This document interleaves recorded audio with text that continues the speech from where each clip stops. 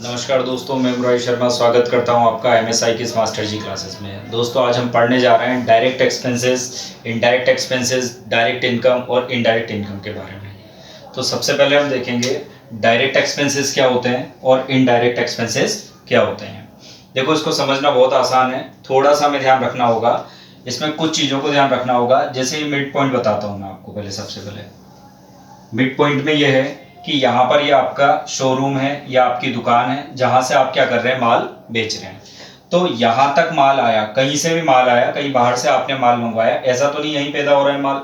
अगर बन भी रहा है तो कहीं फैक्ट्री में बन रहा होगा, ठीक। और यहाँ पर तो आपने किसके लिए लेके आए, डायरेक्टली बेचने के लिए। जब बेचने के लिए माल यहाँ लाए तो इससे पहले पहले के जितने भी खर्चे हैं, किससे, इससे पहले के, वो सारे के सारे कौन से होंगे, आपके डायरेक्ट एक्सपेंसेस होंगे। और इसके बाद के जो खर्चे हैं वो सारे के सारे क्या होंगे, आपके इनडायरेक्ट एक्सपेंसेस होंगे, ठीक है। जैसे उदाहरण ले अगर हम डायरेक्ट एक्सपेंसेस का, तो आपकी वेजेस, कार्टेज, कैरेज, ठीक है, ट्रांसपोर्ट एक्सपेंसेस वगैरह, ये सारे के सारे किस में आएंगे, आपके डायरेक्ट के अंदर। अगर ये माल आपका कहीं मैन्युफैक्चर होता है, कहीं पर भी किसी फैक्ट्री के अंदर माल बनता है, तो उसको बनाने से संबंधित जितने भी खर्चे होंगे वो सारे के सारे क्या होंगे, आपके डायरेक्ट होंगे। कैसे, जो माल बनाया जा रहा है उसकी कॉस्ट पर आप कॉस्ट निकालते हैं, उसमें प्रॉफिट ऐड करके फिर माल बेचते हैं, तो उसकी कॉस्ट पर जो भी खर्चे इफेक्ट आ रहे हैं, कैसे, डायरेक्टली डालेंगे तो इनडायरेक्ट भी, लेकिन डायरेक्टली जो इफेक्ट डाल रहे हैं वो डायरेक्ट एक्सपेंसेस है। फॉर एग्जांपल, जैसे आप 10 पीस बनाते हैं, आप कोई मशीनरी चलाते हैं जिसके अंदर 10 पीस बन के आते हैं, तो आप 10 पीस बनाएंगे तो उस मशीनरी की जो इलेक्ट्रिसिटी लग रही है या जो भी उसमें प्रोडक्शन में जो भी खर्चा हो रहा है वो सारा 10 के हिसाब से होगा। अगर आप 100 बनाते हैं तो 10 से ज्यादा होगा। तो ये क्या है, आपका जैसे जैसे आपका प्रोडक्शन बढ़ रहा है वैसे वैसे माल की कॉस्ट क्या हो रही है, आपकी बढ़ रही है। पर्टिकुलर एक एक जो स्टॉक बनाया जा रहा है उसकी कॉस्ट पे इफेक्ट डाल रहे हैं ये, तो इसलिए इनको क्या कहा हमने, डायरेक्ट एक्सपेंसेस। ये इनडायरेक्ट होते हैं। इनडायरेक्ट जैसे माल से रिलेटेड नहीं है आपके बिजनेस के अंदर ही हो रहे हैं। जैसे कि आपका अकाउंटेंट फीस ले रहा है, आप एम्प्लॉयज को सैलरी दे रहे हैं, ठीक है। जो आपका ऑफिस है या जो आपकी दुकान है उसका इलेक्ट्रिसिटी का बिल है, तो वो सारे के सारे किस में आ जाएंगे, आपके इनडायरेक्ट में। जैसे स्टेशनरी है, ठीक है। उसके अलावा आ गया आपका एडवर्टाइजमेंट, ठीक। और आगे आपका पास इलेक्ट्रिसिटी,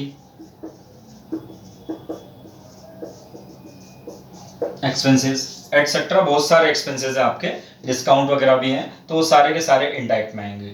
दूसरा तरीका हम देखते हैं कि जो आपके बिजनेस के अलावा जैसे एक्स्ट्रा खर्चे हो गए, तो वो सारे, इनके बिना आपका काम भी चल सकता है। आप जब इनिशियली कहीं बिजनेस स्टार्ट करते हैं तो इनके बिना भी काम चला सकते हैं। मेनली आपको किसकी जरूरत पड़ेगी, इसकी, क्योंकि जब तक माल ही नहीं होगा तो बेचोगे क्या।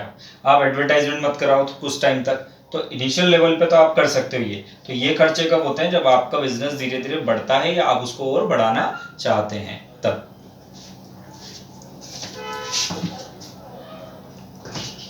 ठीक है। और इसको हम कह सकते हैं ऑफिस से रिलेटेड एक्सपेंसेस। ये वाले तो ऑफिस से रिलेटेड हो जाएंगे और ये हो जाएंगे आपके किससे रिलेटेड,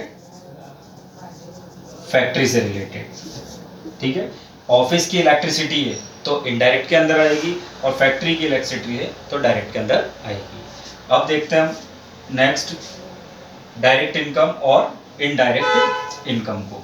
डायरेक्ट इनकम और इनडायरेक्ट इनकम में कंफ्यूजन सबसे ज्यादा रहता है। एक्सपेंसेस तो फिर भी आप एक्सप्लेन कर सकते हैं। डायरेक्ट इनकम क्या होती है, डायरेक्ट इनकम होती है जो आपकी बिजनेस की इनकम का मेन सोर्स है।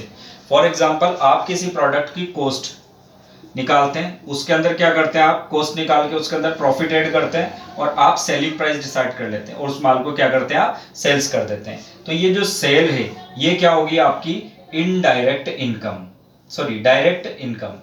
क्या होगी ये, डायरेक्ट इनकम, ठीक। फिर इनडायरेक्ट इनकम क्या है, मान लो आप जिस बिल्डिंग में दुकान चला रहे हैं, ठीक है, वो बिल्डिंग आपकी है और आपने क्या किया, उसी में और कमरे या कोई भी फ्लोर आपने क्या कर रखा है, किराए पे दे रखा है, उससे आपको इनकम हो रही है, वहां हो रही है या कहीं पर भी आपका कोई मकान है जिसको भी आपने क्या कर रखा है, किराए पे दे रखा है, और उससे आपको क्या प्राप्त होता है, किराया प्राप्त होता है। तो ये किराया आपकी जो बिजनेस है उसका मेन सोर्स नहीं है, ठीक है, इससे नहीं होती इनकम, किसी अदर सोर्स से इनकम हो रही है।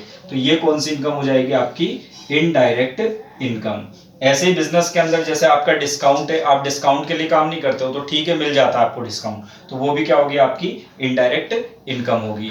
ठीक है, उसके अलावा हो सकता है आपका कमीशन, आपने कहीं बैंक में सेविंग अकाउंट के अंदर पैसा डाल रखा है, उस पर आपको क्या मिल रहा है, इंटरेस्ट मिल रहा है, ब्याज मिल रहा है, तो ब्याज के लिए आप बिजनेस नहीं चला रहे, लेकिन वो आपकी क्या एक्स्ट्रा इनकम है एक तरीके से, तो उसको हम क्या कह सकते हैं, इनडायरेक्ट इनकम। अभी सर्विस सेक्टर में अगर बात करें, जैसे गुड्स सेक्टर में तो आपकी सेल्स हो गई, ठीक है, सर्विस सेक्टर में अगर बात करें तो जैसे डॉक्टर जो फीस लेते हैं वो एक्चुअल में क्या हो जाती है आपकी, वो डायरेक्ट इनकम हो जाती है।